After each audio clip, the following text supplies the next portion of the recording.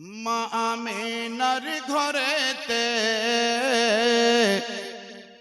কে এলো রে মোর বুকে। সুবহানাল্লাহ, জোরে বলবেন আস্তে। সাজিয়া বিশ্বগুরু খোদার পথ দেখাতে কে এলো রে মোর বুকে। 360 খোদার যদি থাকতো কোন ধর্ম, খোদাই খোদাই দ্বন্দ্ব লেগে বন্ধ হতো কর্ম। এক খোদার মর্ম, এক খোদার মর্ম মানুষকে বোঝাতে কে এলো রে মোর বুকে। সুবহানাল্লাহ বলে দিন। এমন একটা টাইম ছিল নিজের বাপ মেয়েদেরকে দাফন করে মেরে ফেলতো। শুনেছেন না শোনেননি? বাপ যখন বেটিকে জিন্দা দাফন করে, বেটি কেন্দে বলে আল্লাহ কেউ তো এসে ধরে। নির্দোষ মেয়ের তরে, নির্দোষ মেয়ের তরে এভাবে বাঁচাতে কে এলো রে মোর বুকে। সাজিয়া জগৎ গুরু মা আমিনার ঘরেতে কে এলো রে মোর বুকে।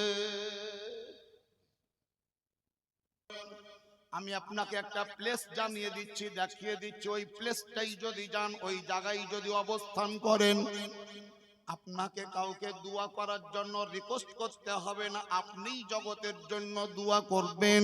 ওই প্লেসটার নাম হলো নামাজের মুসাল্লা, যায় নামাজ। যখনই আপনি নামাজে দাঁড়িয়ে যাবেন, আল্লাহু আকবার বলে তাকবীরে তাহরিমা পাঠ করে হাত বেঁধে নেবেন, রুকু করবেন, সাজদা করবেন, আখিরি বাইটাকে বসবেন, আত্তাহিয়াত শেষ করে দিলেন, দারুদে ইব্রাহিম পাঠ করে কমপ্লিট করে দিলেন। শেষ মোমেন্টে দুআয়ে মাসুরা পড়তে হয়, আল্লাহুম্মা গফিরলি ওয়া লিওয়ালিদাইয়া ওয়া লিমান তাওয়ালাদা ওয়া লিজামিল মুমিনিনা ওয়াল মুমিনাত ওয়াল মুসলিমিনা ওয়াল মুসলিমাত আল আহইয়া'i মিনহুম ওয়াল আমওয়াত ইন্নাকা মুজিবুদ দাওয়াত বিরহমাতিকা ইয়া আরহামার রাহিমিন। এর বাংলা তরজমা হলো আল্লাহুম্মা গফিরলি, নামাজের ভিতরে দোয়া করছি, আল্লাহ তুমি আমার গুনাহ মাফ করে দাও। ওয়ালে ওয়ালে দাইয়া, আমার বাপ মায়ের গুনাহকে মাফ করে দাও। ওয়ালে মান তাওয়ালাদা, আমার ছেলে মেয়ে নাতি নাতনির গুনাহ মাফ করে দাও। ওয়ালে জামিল মুমিনিনা ওয়াল মুমিনাত, গোটা বিশ্বের সমস্ত মুমিন মুমিনাত নারী পুরুষ তাদের গুনাহকে মাফ করে দাও। ওয়াল মুসলিমিনা ওয়াল মুসলিমাত, সমস্ত মুসলমান নারী পুরুষ দেশি বিদেশি তাদের গুনাহকে মাফ করে দাও। 6 নম্বর অপশনে বলছি আল আহইয়া'i মিনহুম, বর্তমানে যারা জিন্দা আছে, বর্তমানে যারা জীবিত আছে তাদের গুনাহ মাফ করে দাও। ওয়াল আমওয়াত, যারা ইন্তেকাল করে কবরে গিয়েছে আল্লাহ তুমি তাদেরও গুনাহকে মাফ করে দাও। বলেন তো সবার জন্য দোয়া করা হলো না? হলো না? আপনি তো সবার জন্য দোয়া করলেন, নিজের জন্য প্রথম করলেন, বাকি গোটা দুনিয়ার জন্য দোয়া আপনি করলেন। তাহলে ওই দোয়া করার জায়গা কোথায়? কোথায়?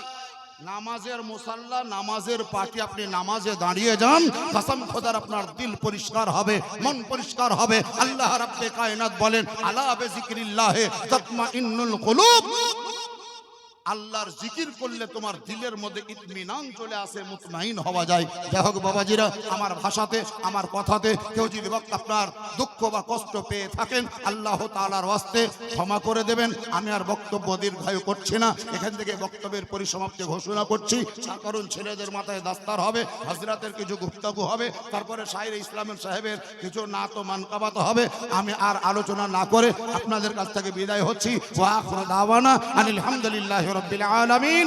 আসসালামু আলাইকুম ওয়া রাহমাতুল্লাহি ওয়া বারাকাতুহু।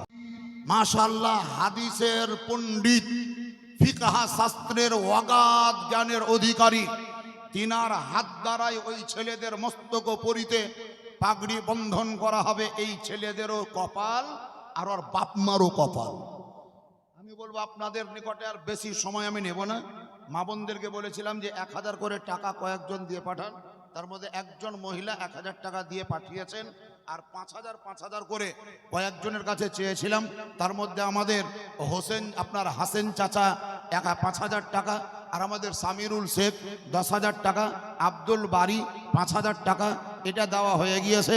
আর একজন আমাদের ভাই, একজন মহিলা 1000 টাকা দিয়েছে। আপনাদের মধ্য থেকে হুজুর বসে আছেন, কষ্ট দেব না, দাস্তার হবে।